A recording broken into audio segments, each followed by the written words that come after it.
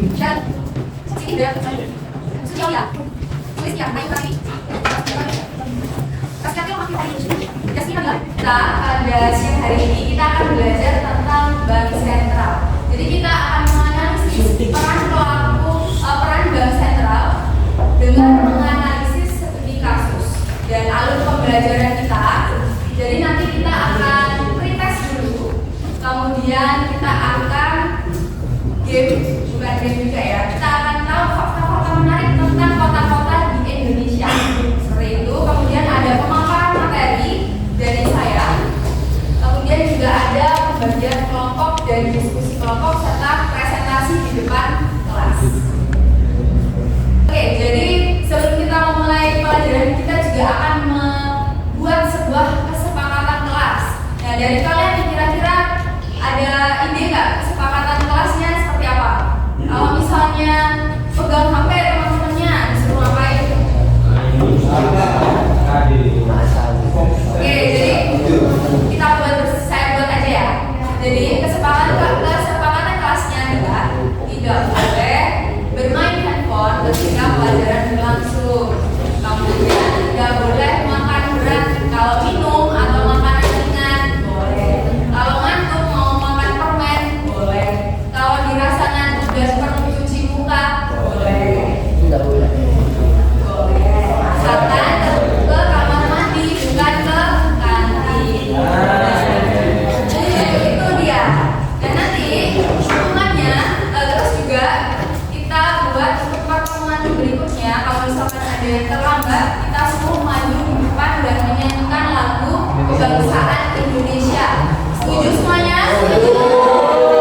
Peserta didik mengerjakan soal pretest sebagai asesmen awal untuk menilai pemahaman terhadap materi yang akan dipelajari. Hasil pretest ini kemudian digunakan sebagai acuan dalam membentuk kelompok sesuai dengan kemampuan awal masing-masing peserta didik.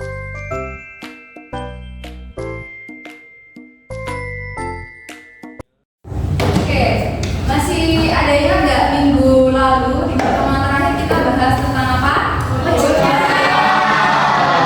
Ada yang masih ingat juga apa aja sih tugasnya dari OJK? Ada tiga apa aja? Oke, berarti pinter-pinter ya di kelas 11.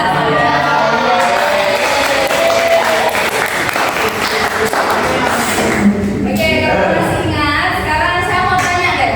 Kalian tahu bank nggak? Tahu. Pasti udah familiar ya. Coba sebutkan bank-bank yang kalian ketahui. BCA.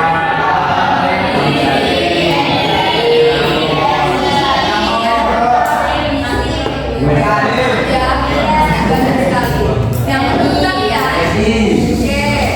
BSI, BRI. Menurut kalian, bank-bank ini itu bisa beroperasi dengan sesuka hati atau ada yang mengatur kira-kira? Karena bank pastinya kan dia berhubungan dengan uang ya, dengan dana di masyarakat. Jadi dalam proses operasinya itu harus diatur dan diawasi. Nah, untuk bankers dari bank atau kepalanya bank ini, itu siapa? Ada yang tahu nggak? Siapa? Ada yang bilang OJK, ada yang bilang apa lagi? Bank sentral. Jadi yang paling tepat itu adalah bank sentral. Kalau OJK itu dia tugasnya adalah untuk mengatur dan mengawasi bank ini adalah salah satu dari sektor keuangan. Tetapi untuk keseluruhan sistem keuangan itu yang mengatur adalah bank sentral. Oke, seperti itu ya. Jadi langsung aja masuk ke materi. Pengertian bank sentral. Jadi bank sentral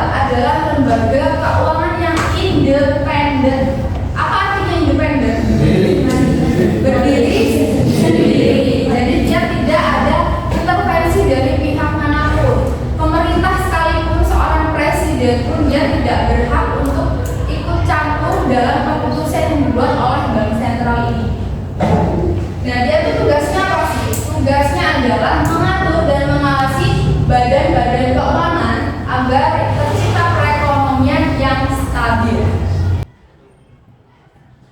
Jadi Indonesia kembali bagi kita dengan tanggung jawab atas stabilitas ekonomi dan sistem keuangan nasional. Dan ini sudah tertuang dalam undang-undang, sudah diatur dalam undang-undang. Oke, jadi kegiatan selanjutnya kita akan membentuk sebuah kelompok. Jadi saya akan membagi kelas menjadi 6 kelompok dan kelompoknya ini sudah saya tentukan. Jadi kelompok pertama yaitu Ahmad Andika, kemudian ada Zaki, ada Auriski, ada Yasmin, Tasyatul, dan Aditya. Kemudian kelompok kedua ada Arci, ada Arsya, ada Aurel, ada Sulistia, ada Suci dan Siti, dan selanjutnya bisa dibaca sendiri ya. Oke, sekarang kelompok yang merasa kelompok 1 coba angkat tangan. Oke, maju ke depan. Kelompok 1 boleh.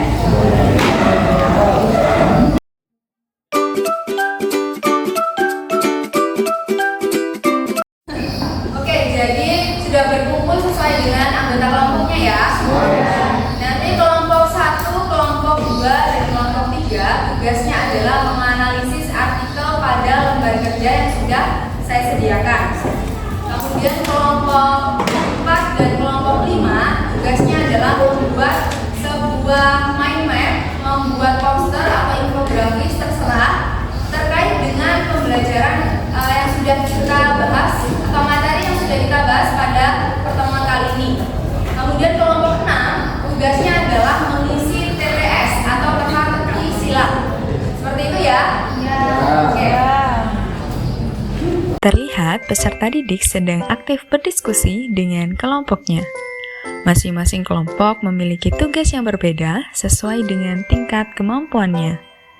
Hal ini bertujuan untuk memastikan bahwa setiap peserta didik mendapatkan pembelajaran yang sesuai dengan tingkat pemahamannya.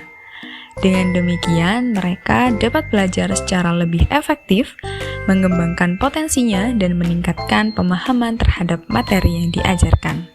Guru juga berperan aktif dalam mendampingi peserta didik sesuai dengan tingkat kemampuannya. Peserta didik yang masuk dalam kategori butuh dampingan akan mendapatkan perhatian lebih dalam proses pembelajaran, sehingga mereka dapat memahami materi dengan lebih baik dan mencapai perkembangan yang optimal. Kami dari kelompok 1 akan mempresentasikan kegiatan dari kelompok kami. Yang satu, apa permasalahan utama yang terjadi dalam kasus ini? Indonesia mengalami kenaikan harga barang yang cukup tinggi, termasuk kenaikan harga BBM dan harga bahan pokok yang menyebabkan inflasi, meningkatkan yang kedua, apa yang paling terjadi? Masalah ini terjadi. Apa yang terjadi perusahaan menghadapi tekanan saat barang ini erupsi sehingga banyak yang mulai erupsi karena melakukan PHK. Assalamualaikum warahmatullahi wabarakatuh. Waalaikumsalam warahmatullahi wabarakatuh. Di sini kami akan mempresentasikan tentang infografis yang kelompok kami buat, yaitu tentang bank sentral. Pengertian bank sentral. Bank sentral merupakan badan keuangan yang dimiliki suatu negara dengan menjaga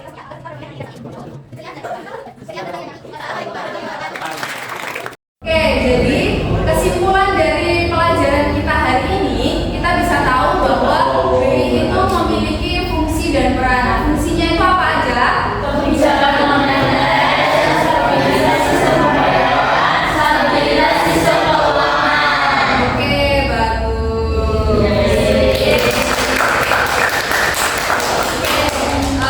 Jadi kira-kira pembelajaran kita pada kesempatan kali ini tuh gimana menurut kalian? Jangan lupa di rumah pelajari materi selanjutnya tentang sistem pembayaran dan juga alat pembayaran. Gitu. Oke, bisa saya akhiri? Mungkin ada pertanyaan? Bisa saya akhiri ya? Terima kasih untuk partisipasinya. Terima kasih untuk kolaborasi yang sangat luar biasa dari kelas 11-7. Semoga apa yang saya sampaikan atau yang kita pelajari bisa menjadikan manfaat untuk kita dan sesama kita. Oke, bisa saya akhiri. Assalamualaikum warahmatullahi wabarakatuh.